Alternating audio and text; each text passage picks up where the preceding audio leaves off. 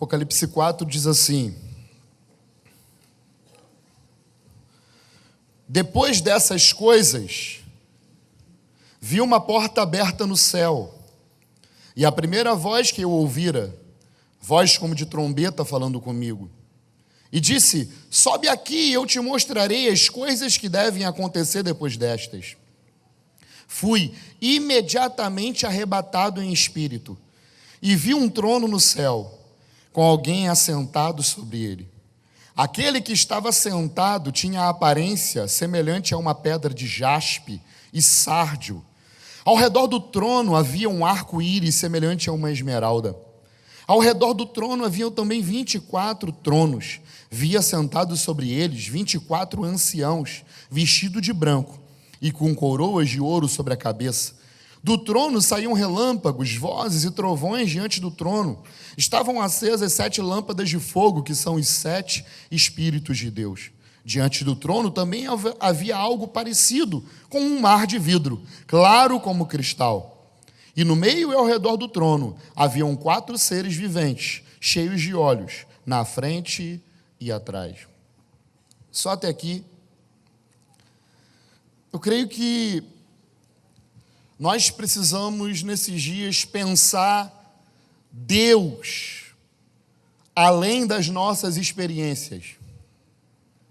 Eu creio que nós precisamos ver Deus além daquilo que nós estamos fazendo.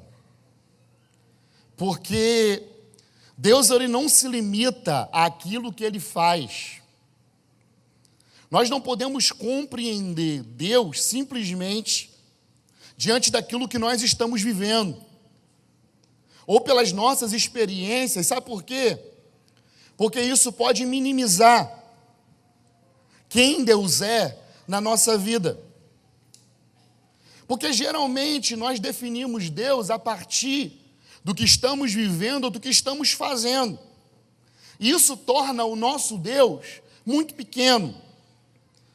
E na primeira vez que nós tivermos uma luta, um conflito, nós iremos nos frustrar por não vermos algo acontecendo na nossa vida, porque achamos que Deus, ele sempre tem que agir dentro da nossa perspectiva.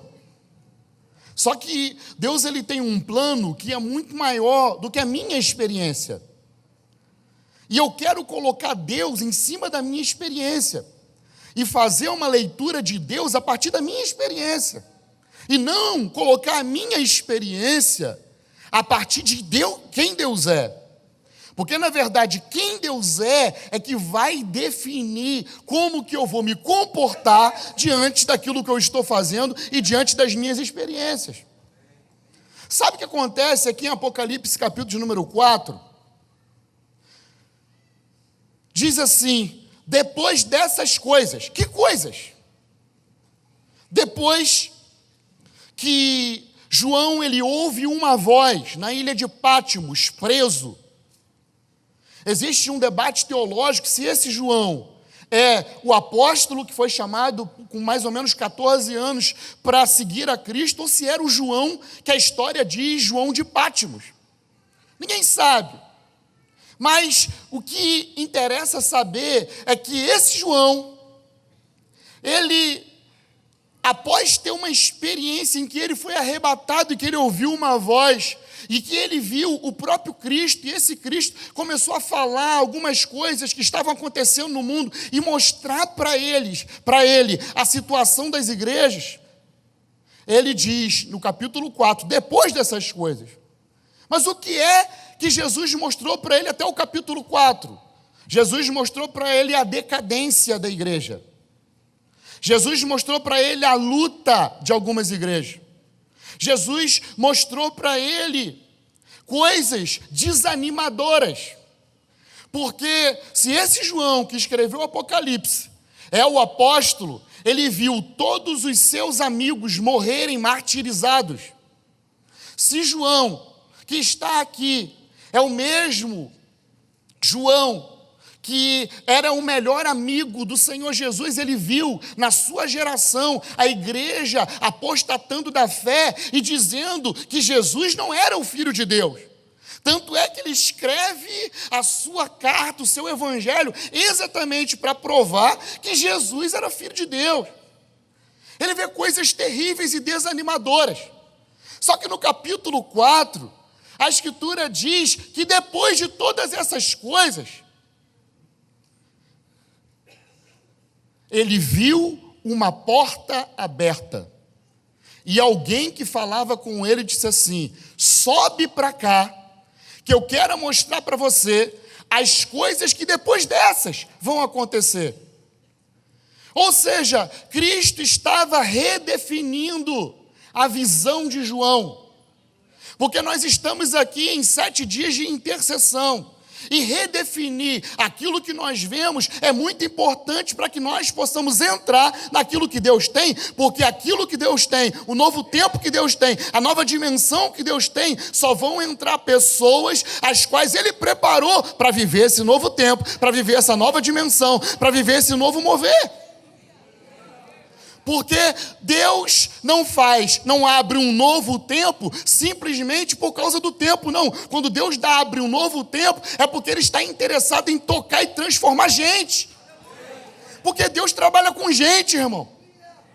O tempo só existe porque o que é o tempo? O tempo é disciplina de Deus contra o homem. Por isso a Escritura diz, vocês precisam remir o tempo, porque os dias são maus. O tempo é disciplina de Deus contra o homem, porque a vida é enfado. Só que, nesse lugar aonde João chega, depois que ele vê a situação e a calamidade, depois que ele vê as lutas que a igreja estava passando, ele mesmo estava numa aflição, porque ele estava preso. E aí, ele é levado a um outro lugar. Ele é levado a uma outra dimensão espiritual, aonde uma janela é aberta para ele e ele vê as coisas que iriam acontecer depois daquelas. Ou seja, a visão de João estava sendo redefinida. E agora ele tem uma visão dessa dimensão. O que ele vê? Ele vê um trono, irmão. Não só o trono, ele vê um que estava sentado no trono. Sabe o que quer dizer isso?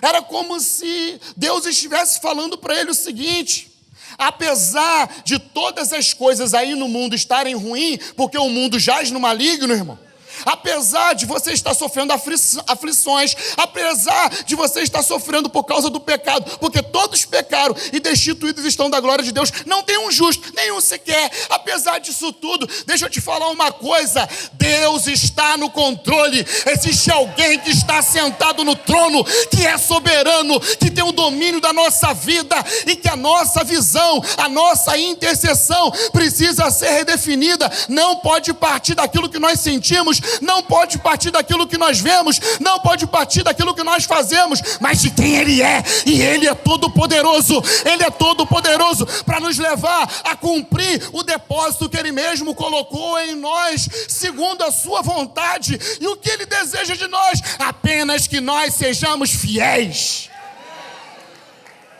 Só isso.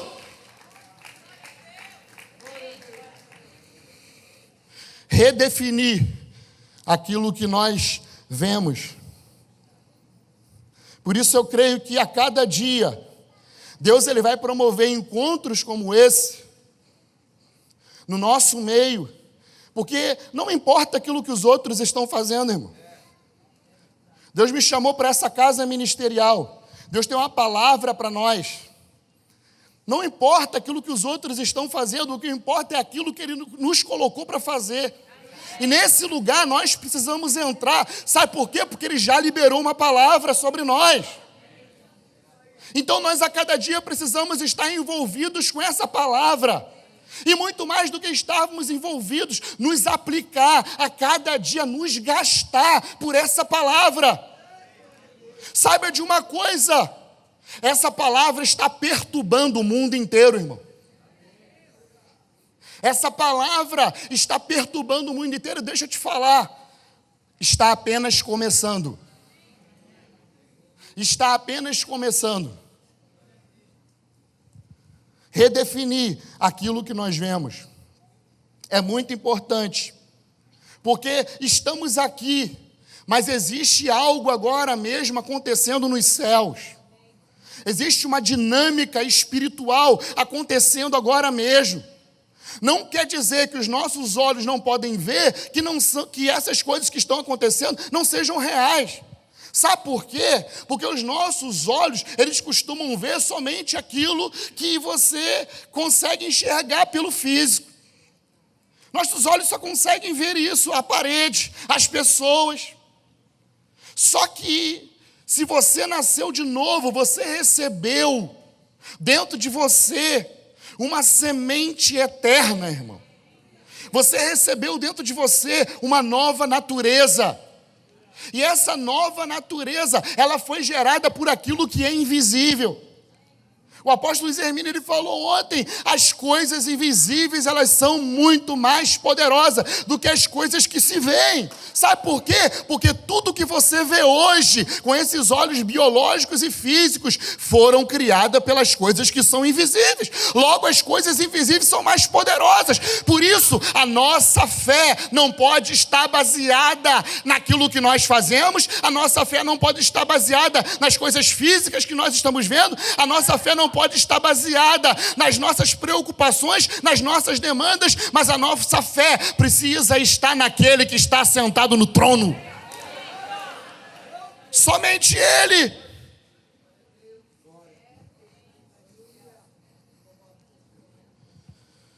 Perspectivas terrenas ou cumprir a agenda dos céus, irmão. Nós estamos chegando nesse limite. Ou nós fazemos e cumprimos as nossas demandas, ou nós nos sujeitamos à agenda dos céus.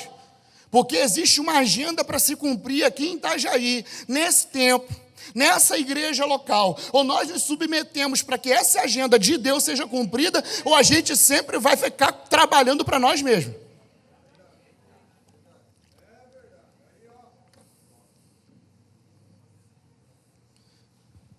Por isso, intercessão é algo muito importante nesses dias.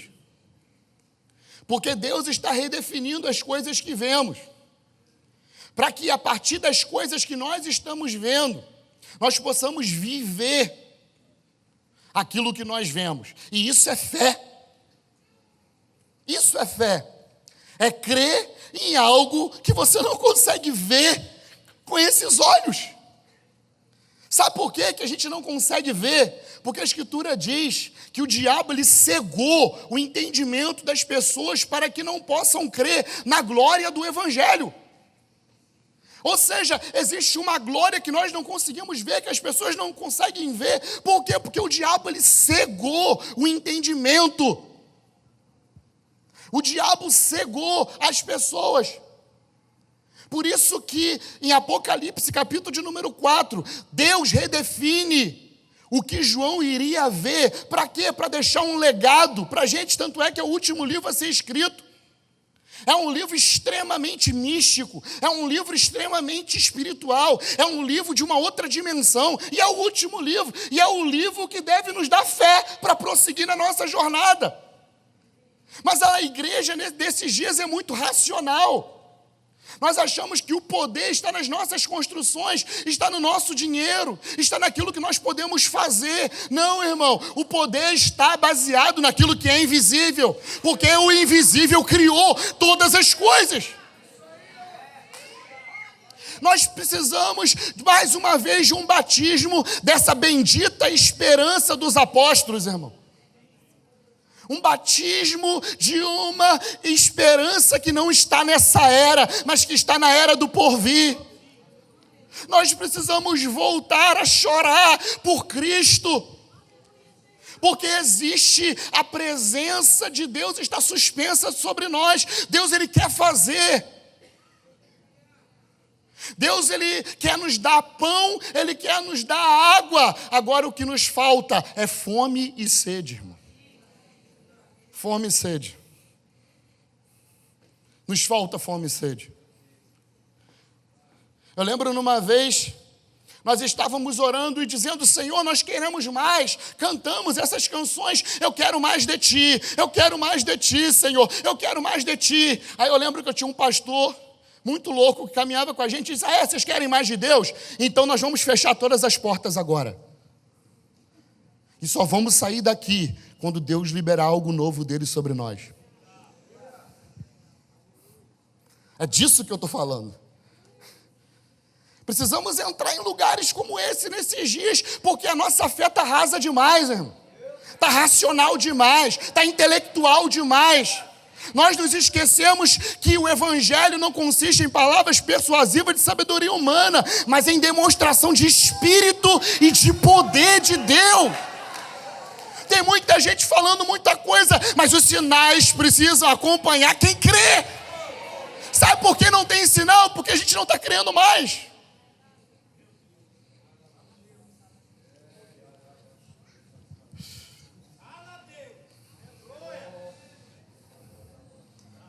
Deus está desenvolvendo, nesses dias, em homens e mulheres que estão buscando uma maneira de se ver diferente. Não mais queremos andar por vista, mas por fé. Andar por vista é uma maneira de viver que foi inaugurada por Adão no Éden, irmão. Adão deixou de andar pela fé para andar por aquilo que ele via. Tanto é que depois que ele pecou, a primeira coisa que ele percebe é que a sua esposa estava nua. E aí ele tenta se cobrir. Por quê? Porque agora os seus olhos se abriram, mas da forma errada. Na verdade, os seus olhos se fecharam. E aí ele começou a ver o que ele não era para ver. Então é isso que aconteceu com o homem. Ele está vendo o que não é para ver. E o que é para ver, ele não consegue enxergar. E o que é para ver está tudo dentro do seu rosto.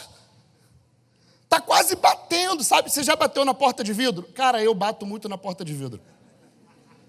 Porque eu sou meio cego. Então, minha sina é vir andando e bater na porta de vidro. Eu creio que nesses dias tem muita gente batendo na porta de vidro, irmão. Está na sua cara, está aqui perto. E nós estamos buscando e não estamos vendo. Sabe por quê? Porque estamos cegos, é só isso.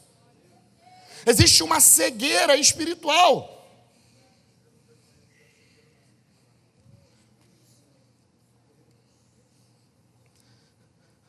Por isso que eu creio que Deus nos aperfeiçoa e nos dá uma maneira de ver por meio dos processos que nós vivemos. Eu creio nisso. Uma coisa interessante está em Gênesis, capítulo número 28, irmão. É a história em que Jacó, ele está num lugar chamado Luz, lugar de clareza. E em Luz, ele pega uma pedra e ele se deita em Luz. E a partir do momento que ele se deita, a dimensão espiritual se abre. E aí o que ele vê? Ele vê uma escada, anjos subindo e descendo. E aí ele diz: uau! Que é isso? Que visão terrível é essa? Aí ele diz assim: isso não é outro lugar senão Bet-El. Ou seja, o lugar que ele estava se chamava Luz. Luz quer dizer, profeticamente, lugar de clareza, lugar de entendimento. Mas não basta ter entendimento. A partir do momento que ele chegou nesse lugar de entendimento, a dimensão espiritual se abriu para ele e redefiniu tanto quem ele era quanto o lugar que ele estava. Ele disse assim: esse lugar não vai se chamar mais Luz, esse lugar vai se chamar Betel, a casa de Deus. O que é a casa de Deus? É o lugar onde céu e terra estão conectados. Céu e terra estão conectados nesse lugar. As duas dimensões estão conectadas.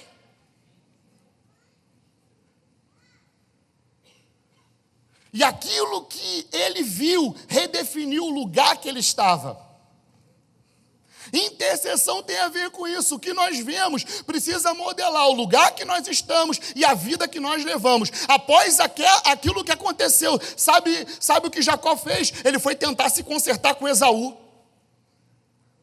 Depois que ele teve essa visão, sabe o que ele fez? Ele lutou com Deus até a sua identidade ser transformada em Israel. Ou seja, aquilo que você vê, modela quem você é, transforma quem você é, transforma o lugar que você está. E às vezes nós reclamamos do lugar que nós estamos, sabe por quê? Porque não estamos vendo nada. Porque a partir do momento que você vê o que é para ver, o que é necessário você ver, aquela visão vai te ofuscar de ver outras coisas, irmão. Por isso que eu gosto dessa canção, só quero te ver.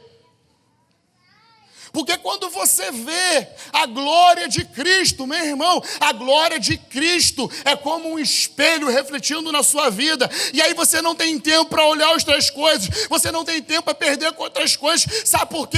Porque você está sendo transformado de glória em glória, de glória em glória, como por um espelho. É uma glória que está no nosso rosto, não é uma glória que desce, é uma glória que nasce dentro de nós, é uma glória que...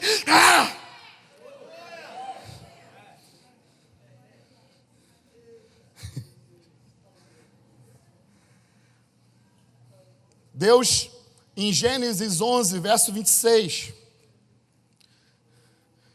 Deus, ele chama uns homens. Deus, ele chama um homem chamado Terá. Abra comigo, rapidamente. Gênesis 11.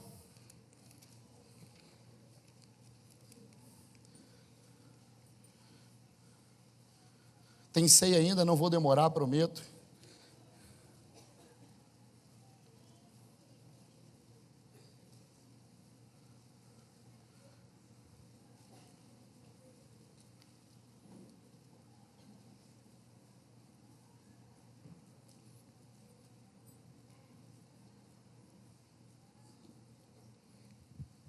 Diz assim, Terá viveu 70 anos e gerou Abrão, Naor e Harã.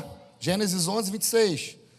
Essas são as gerações de Terá. Terá gerou Abrão, Naor e Harã gerou Ló. Harã morreu antes de seu pai Terá, na terra do seu nascimento, em dos caldeus.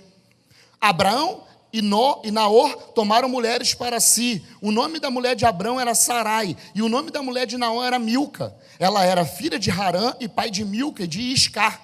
Sarai era estéril, não tinha filhos. Terá tomou seu filho Abrão, seu neto Ló, filho de Harã, e sua nora Sarai, mulher de seu filho Abraão, e saiu com eles de dos caldeus, a fim de ir para a terra de Canaã. Foram até Harã e passaram a habitar ali. Os dias de Terá foram 205 anos.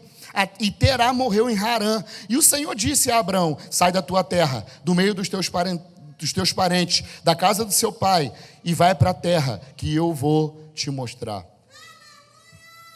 Eu creio que Deus está... Ela viu a escada, né? Porque formar uma maneira de se ver as coisas demora, irmão. E eu tenho falado que um dos grandes problemas que nós temos é a ideologia de que Deus tem pressa. Eu já falei isso aqui uma vez. Deus não tem pressa, irmão. Porque o que é pressa? Pressa é uma qualidade de quem está atrasado. Deus se atrasa? Por quê? Porque Deus tem um tempo determinado para fazer todas as coisas. Quem se atrasa é a gente. Agora Deus se atrasa de maneira nenhuma. Agora Deus, ele chama homens de trajetória, de jornada. Homens que são preparados pela vida. E o que é a vida? A vida é a plataforma pela qual Deus nos aperfeiçoa, até que cheguemos à unidade da fé, ao pleno conhecimento de Cristo e à estatura de varão perfeito. Isso é a vida. A vida não é para ser feliz, a vida é para desenvolver quem Cristo é em você. Por quê? Porque agora não é você mais que vive, mas é Cristo que vive em você. Ou seja, Ele pegou seu corpo para viver emprestado.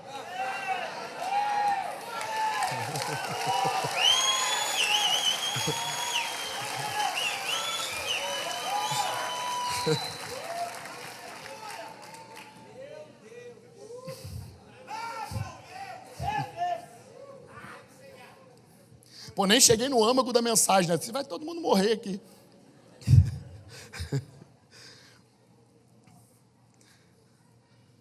E ele escolhe homens da casa de Sete, e elege esses homens, para que esses homens eles pudessem carregar essa fé. E Terá era um dos descendentes de Sete. Terá é um homem que ele sai desse lugar chamado Ur dos Caldeus, era o pai de Abraão. Ele sai de Ur dos Caldeus e vai numa jornada. E o interessante notar é que ele vai para Canaã, irmão. Por quê? Porque havia um legado sobre a história dele. Havia um legado de Deus sobre ele. Antes mesmo que Deus prometesse Canaã para Abraão, Canaã, né, para Moisés, Deus já tinha feito alguma coisa no meio desses caras. Deus já havia feito alguma coisa. Por quê? Porque o pai de Abraão, que não tinha nem promessa, nós não sabemos, não está escrito, mas o pai era um homem de trajetória, era um homem de jornada, e ele estava prosseguindo na sua jornada para chegar na terra que era a terra de Deus. Mesmo sem saber que aquela terra era a terra de Deus. Mas ele estava indo, por quê? Porque provavelmente ele viu algo que o impulsionou a sair de Ur dos Caldeus, a sair do lugar, daquele lugar que paralisava a vida dele. Ele pega toda a sua família e, como diz lá no Rio, mete o pé. Mas aí, no meio da trajetória, acontece algo. No meio da trajetória, morre um dos seus filhos. O irmão de Abrão morre. Um homem chamado Harã. Harã morre. E aí, Terá segue a jornada, junto com Abrão e junto com a sua filha. E com o restante da família. Mas, num determinado momento, ele chega numa cidade, que por incrível que pareça, o nome dessa cidade era Harã também. Ou seja, a cidade lembrava uma dor do passado. E aí Terá, ele chega em Harã, a cidade que tinha o nome do filho que havia morrido, e ele fica parado nessa cidade. Ele fica travado nessa cidade. Porque por muito tempo eu fiquei assim, por quê? Terá, beleza, ele ficou parado por causa das suas feridas. Eu não tenho tempo para falar isso hoje, porque só aí já dá uma pregação. Porque muitos de nós estamos na jornada, mas o primeiro lugar que nos lembra o passado, que nos lembra dores que nós passamos, nós paramos e ficamos paralisados e não conseguimos discernir por que a gente não consegue andar. É exatamente porque o nosso coração está cheio de dor e de ferida. Terá não saiu daquele lugar, ficou paralisado, exatamente porque tinha coisas que precisava resolver dentro dele. Terá fica lá. Mas a minha grande pergunta é por que Deus não chamou Naor, que era o outro irmão? Se eram 3 irmãos, um morre, fica Abraão e fica Naor, por que Deus escolheu Abraão para prosseguir na jornada e não escolheu Naor? E aí a resposta está no texto, sabe por quê? Porque Naor também casa com a filha do morto. É uma ferida familiar, que tem implicações, meu irmão, muito grandes, muito terríveis. Porque Deus, ele pega Abraão por causa disso e diz para ele, meu irmão, sai do meio dessa terra, da tua parentela, sai do meio dessa ferida aí e vai para um lugar que eu ainda vou te mostrar.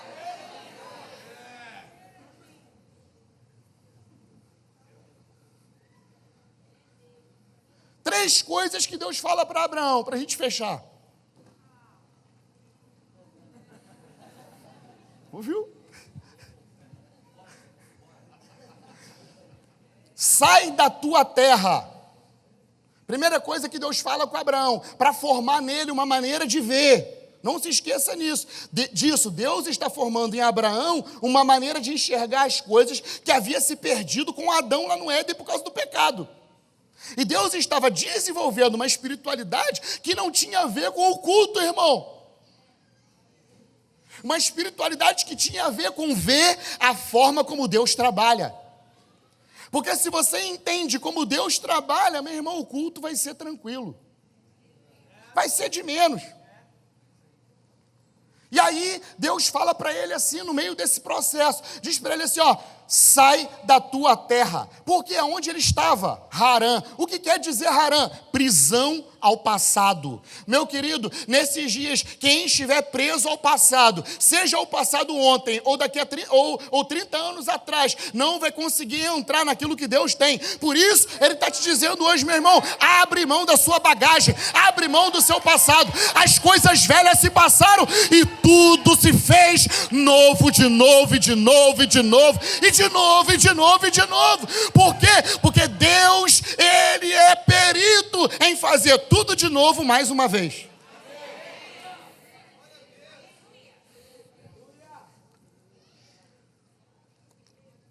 Prisão do passado.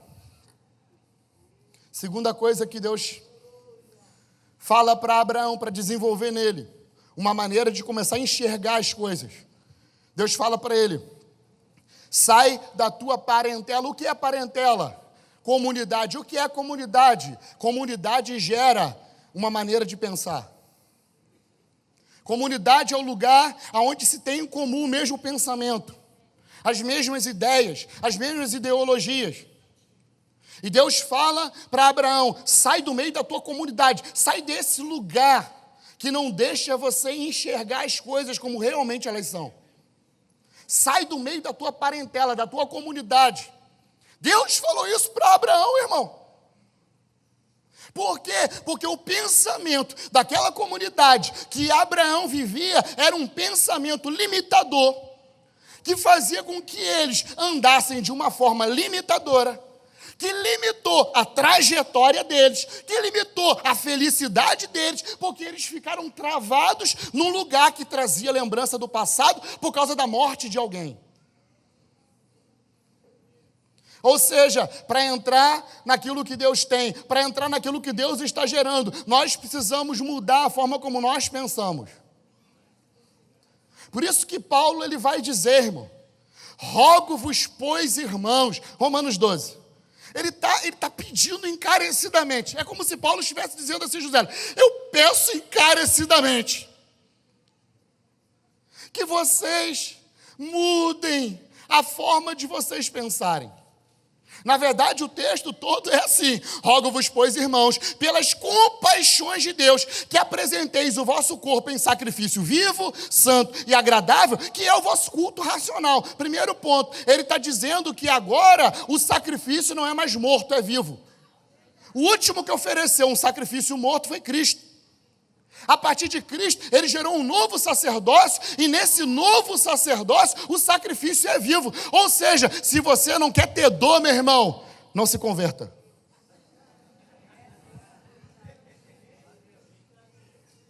Simples. Porque o sacrifício agora é vivo, vai te custar alguma coisa, meu. Não tem jeito. Porque você já viu sacrifício é botar um boi? Pega um porco e joga ele dentro do fogo, meu, para tu ver que troço esquisito.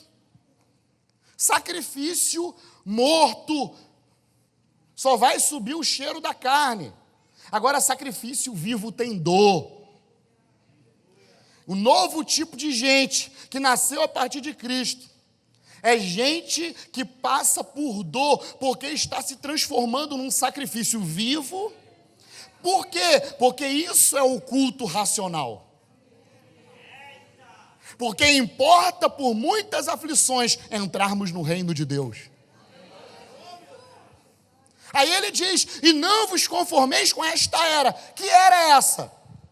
A era que uns casam e se dão em casamento. A era do bem-estar. A era do fast food, das coisas rápidas, das respostas rápidas, das soluções rápidas. Só que, como eu falei, Deus não tem pressa, meu irmão. É como se ele botasse você vivinho na churrasqueira e fosse, ó, sabe o frango que fica ali devagarinho?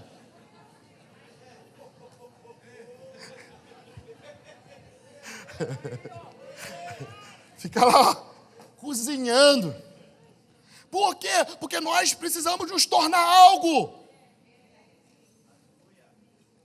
O homem exterior se corrompe, mas o interior está sendo transformado. Está acontecendo uma mutação dentro de você. Você está se transformando. Você tem outro DNA aí dentro de você. E está nascendo alguém. Então ele diz, cara, isso é o culto racional. E ele diz, vocês não podem se conformar com esta era, com este presente século. Mas vocês precisam ser transformados pela renovação da vossa mente. Ah, mas quando eu me converti, minha mente foi transformada. Não, porque Paulo está falando para os crentes de Roma. Para gente que já era crente, pelo menos há uns 15 anos.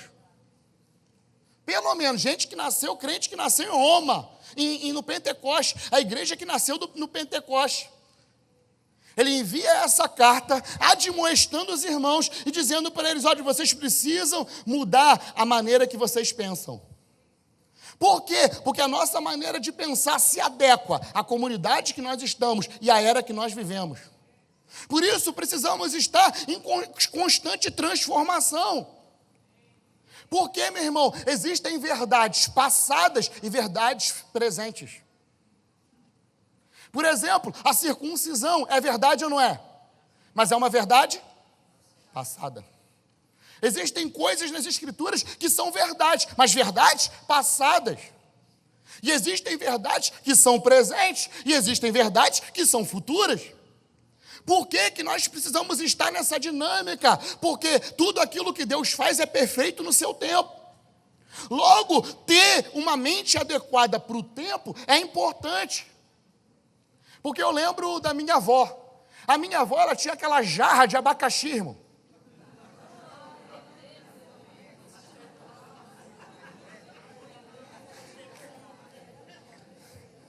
Aí você vai hoje na casa dos irmãos, quero ver achar uma jarra de abacaxi. Por quê? Ah, isso é muito antigo. Verdade passada. Mas ela não era uma jarra. Ela não cumpriu o seu papel de dar água. Por que ninguém quer? Porque não está na moda. Sim ou não? Não está na moda. Aí você tem que se adequar ao tempo, irmão. Sabe? Você tem que se adequar àquilo que está acontecendo hoje. Por quê? Porque senão você vai se sentir desatualizado e fora, e você vai ficar sonhando, ah, meu Deus, eu queria ter uma jarra de vidro, mas eu fico aqui com essa jarra de abacaxi, toda descolorida e velha. Assim também é a fé. Deus está desenvolvendo em nós, a partir desses encontros, a partir da comunhão, a partir dos processos que nós vivemos, uma maneira de nós enxergarmos as coisas a partir dele, não a partir de nós mesmos. Entende? Por quê? Porque nós não podemos ser daqueles que ficam paralisados, nem daqueles que retrocedem. Nós precisamos ser aqueles que avançam. Porque, como diz, né, Luiz, meu irmão, Deus, ele não muda, mas ele está se movendo. E como diz a psicologia, meu irmão, vida é movimento. Não existe nada que esteja parado que tenha vida. A única coisa que está parada e produz algum tipo de vida é a água que produz a dengue, meu irmão. Mesmo assim, a dengue mata. É a única coisa, é a água.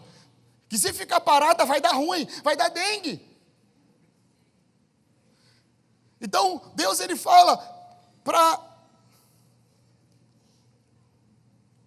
Abraão, sai do meio dessa forma de pensamento da comunidade. E a terceira coisa que ele diz, sai da casa do seu pai. Estranho isso, mas necessário nessa época. Por quê? Porque para que Abraão pudesse seguir uma história, ele tinha que deixar de ser propriedade. Ele tinha que começar algo que não iniciou nele, mas que iniciou lá atrás, só que ele tinha a trajetória dele. Entende? Ele tinha algo que ele precisava desenvolver, e Deus estava desenvolvendo ele também para algo. Por quê? Porque Deus estava trabalhando com Terá, mas Terá não correspondeu. E aí, como Terá não correspondeu, Deus levantou Abraão. E agora, para que Abraão pudesse seguir a sua jornada e ser desenvolvido para algo, Deus teve que dizer para ele, sai do meio da casa do seu pai. Ou seja, deixa de ser propriedade dos outros. Como o Asaf disse aqui ontem, você é propriedade exclusiva de Deus. Propriedade exclusiva dele. E aí, esse foi o primeiro processo que Abraão passou, mas logo depois, sabe o que acontece? Deus fala para ele, meu querido, conta aí as estrelas do céu. E ele vai, claro que ele foi contar, irmão. Você acha que não? Deus mandou, até eu ia contar. Deus falou, conta as estrelas do céu. E ele, 1, 2, 3, 4, 5, 6, 7, 8, 9, 10, 11, 12, 13. E ele estava contando. Quando ele não conseguiu contar, Deus falou para ele, meu irmão, a sua descendência vai ser muito mais do que isso. Deus estava redimensionando a maneira como Abraão estava olhando para as coisas. Abraão estava tentando ver da forma que ele entendia. Mas Deus estava empurrando ele para a forma de Deus. É impossível contar as estrelas? É. Então, é isso que eu vou fazer. Os seus olhos conseguem contar as estrelas? Não. Então, é isso que eu vou fazer.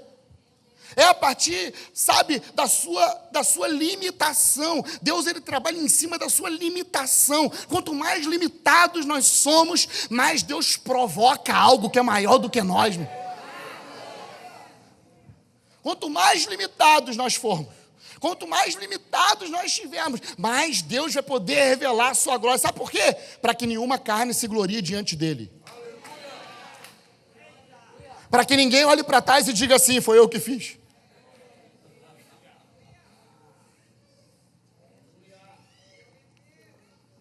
Aí Deus diz para ele, contabiliza a estrela.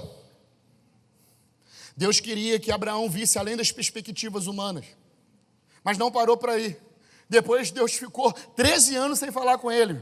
Num dia apareceu Deus, do nada. Depois de 13 anos, aparece Deus lá. Eu sou o Deus Todo-Poderoso, anda na minha presença e ser perfeito. Eu vou te dar um filho, fica tranquilo, cara. Porque Deus fala que vai dar filho, fica 13 anos sem falar com um camarada. Você imagina? É a mesma coisa que eu falasse para você, ó, eu vou te dar uma oferta, meu irmão. E aí eu sumo e fico 13 anos sem aparecer. Daqui a 13 anos eu apareço e digo, aqui a oferta.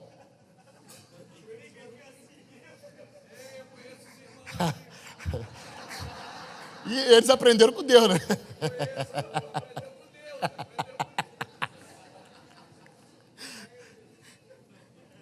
E aí, Abraão fica 13 anos, vou te dar um filho, o cara fica lá, beleza, uhul, é hoje, é hoje. Aí 13 anos, ele vai, né, dá mole, tenta ajudar Deus, aí Deus aparece lá, rapaz, eu não falei que vou te dar o filho, cara, você está com pressa, calma. Cara, Deus é eterno, Deus é tranquilo. Deus está tranquilo. Deus é carioca. Irmão, desacelera. Deus é eterno. Você é eterno, irmão. Porque Jesus disse isso, a eternidade é essa, que vocês conheçam a mim, aquele que me enviou.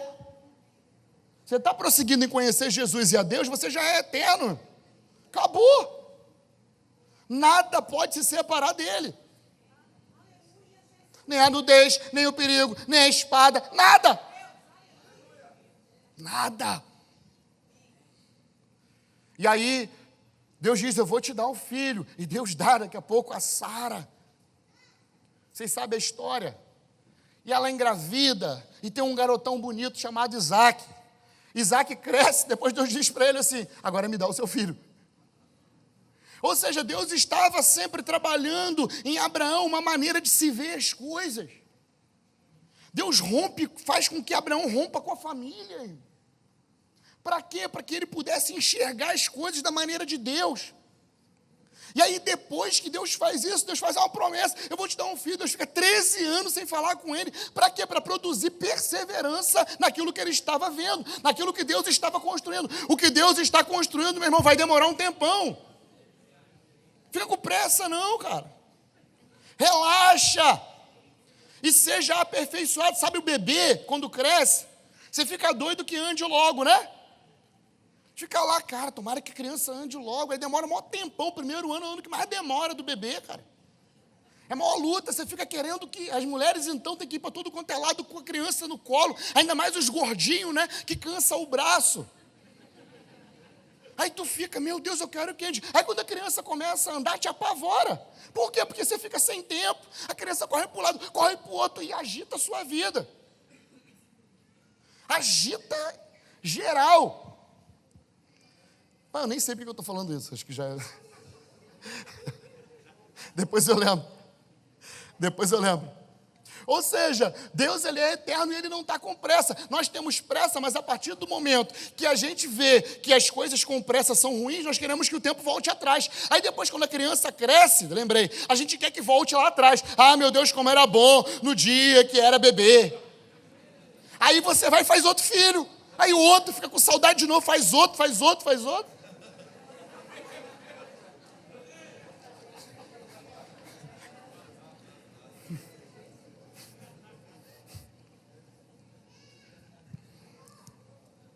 Abraão, a vida dele foi para desenvolver nele uma maneira de ver as coisas. Sabe por quê?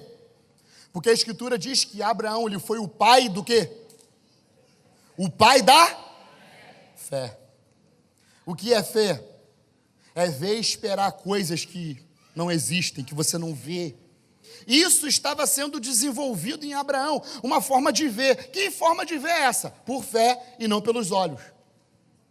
É isso que Deus quer desenvolver em nós. Mas enquanto nós estivermos com pressa de sairmos das nossas aflições, de não deixar Deus trabalhar, de não deixar Deus tratar em nós, enquanto nós estivermos com pressa, a gente vai ficar dando volta no deserto, assim como Israel. Por isso precisamos nos submeter. Sabe o que acontece lá em Hebreus, capítulo número 5? Vai dizer o seguinte, que Yeshua, ele aprendeu uma coisa, obediência e fé, por meio dos sofrimentos que ele passou. O Filho de Deus aprendeu algo. A ser obediente por meio de tudo aquilo que ele viveu. Por isso que precisamos aproveitar antes de sermos corrigidos. Quando você percebe que as coisas não estão acontecendo, que tem algo errado, meu irmão, se joga e diz, Deus, agora é a sua hora, eu estou aqui, faz de mim o que você quer, o que tiver que fazer, eu vou fazer, porque eu não quero andar pelas minhas experiências, eu quero andar por aquilo que você diz que eu sou, por aquilo que você diz que eu vou fazer, pelo lugar que eu vou chegar, é nesse lugar que eu quero entrar, eu não quero viver as minhas mazelas, mas que as minhas mazelas sejam para glorificar o teu nome, sejam para te exaltar na minha vida, seja para que a cada dia eu me pareça mais com Jesus. E aí, o autor dos Hebreus vai falar algo muito interessante. Vai falar que Abraão, ele esperava uma cidade que não foi projetada por arquiteto humano, uma cidade cujo engenheiro foi Deus. Cara, eu li um comentário em que o autor do comentário, ele disse uma coisa, que Deus desenvolveu em Abraão uma maneira de ver pela fé tão grande, que Abraão, num determinado tempo da sua vida, ele começou a andar e vendo a cidade que estava sobreposta sobre ele. A cidade de Apocalipse, capítulo de número 19, 21, esqueci agora, está na Bíblia, 19. Olha, por isso que a Escritura diz que ele é pai da fé, porque ele foi desenvolvido. A partir do momento que ele foi desenvolvido, ele correspondeu a todos os processos pelos quais ele passou, e por meio desses processos, ele começou a ver algo que tinha a ver não só com a sua vida, mas tinha a ver com a vida de todos nós. Por isso que a Escritura diz que em Abraão nós somos benditos. Ele viu a cidade santa. O que nós estamos vendo? Tirar os nossos olhos daquilo que não é importante e colocar os nossos olhos naquilo que importa. Faz parte das demandas de Deus para esses dias. Mudar o foco da nossa intercessão e olhar para Ele, a partir dEle. Não deixar com que as nossas emoções ditem a nossa vida. Por quê? Porque nós não podemos andar por emoção. Irmão, amor não é emoção, é decisão.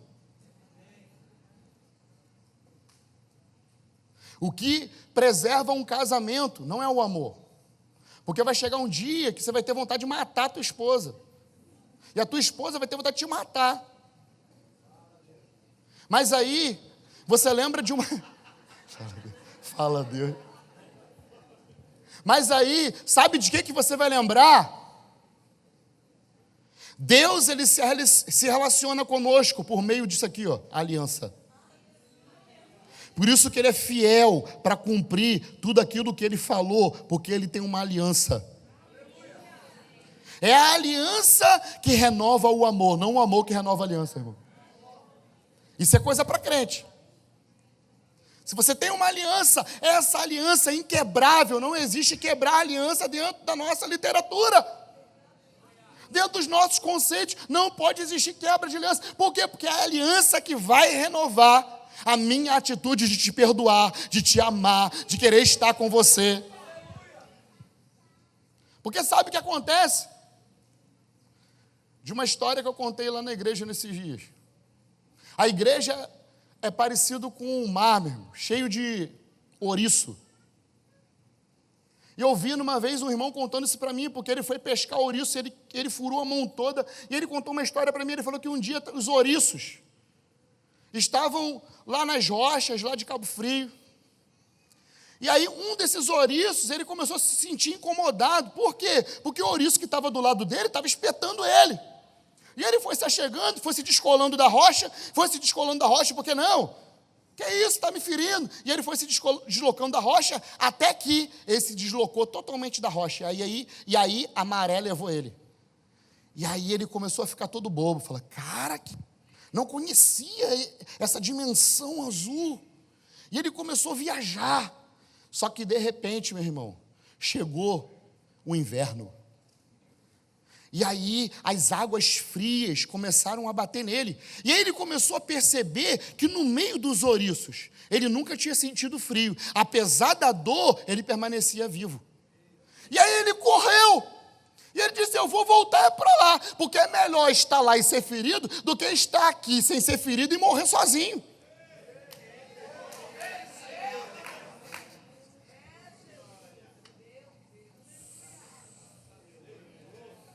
Catuca a pessoa que está do seu lado, dá o meu ouriço.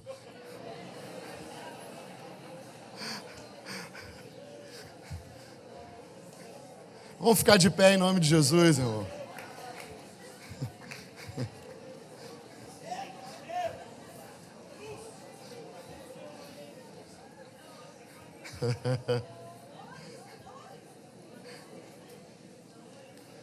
Algo muito interessante é o que acontece no ministério de Moisés, irmão. Moisés, Deus chama ele e diz para ele assim, ó, tu vai falar ao meu povo as minhas palavras. Aí Moisés olhou para Deus, não sei falar. Como é que vai ser isso agora? E aí Deus falou para ele, ó, isso não vai ser problema para você. Chama o seu irmão, Arão. Porque tudo que eu falar para você, você passa para ele e ele vai falar por você. Ou seja, Arão era o defeito de Moisés. E esse defeito de Moisés é que fazia com que Moisés cumprisse a sua jornada e o seu chamado. Por isso, nós nunca vamos ser completos. Você sempre vai ter algo faltando na sua vida e que, de repente, aquela pessoa que você não tenha nem muita afinidade vai ser a pessoa que vai complementar aquilo que está faltando na sua vida para que aquilo que Deus quer se cumpra. Arão, ele só funcionou porque Moisés não sabia falar. Moisés só funcionou porque Arão só sabia falar e não sabia ouvir. Pegaram? Isso é igreja, irmão. Quem está do seu lado, de repente, só sabe ouvir, mas não sabe falar. E, de repente, você que está do lado dele só sabe falar e não sabe ouvir. Então, junta e faz uma dupla, irmão. Mesmo em sertaneja, né? Mas pode fazer uma dupla ministerial. E diz assim, a gente vai arrepiar esse ano, meu irmão. A gente vai pastorear um ao outro. A gente vai ter grupo de convívio. A gente vai avançar, vamos evangelizar junto, vamos orar junto, vamos profetizar junto, meu irmão. Igreja não tem a ver comigo, tem a ver conosco. Porque Jesus, quando ele pegou o pão, ele partiu e disse, isto é o meu corpo. Ou seja, ele partiu aquilo que era ele, o corpo. O pão era ele, disse aqui, ó. Ele compartilhou daquilo que ele tinha, porque isso falava de quem ele era. Amém? Deus abençoe. Luiz.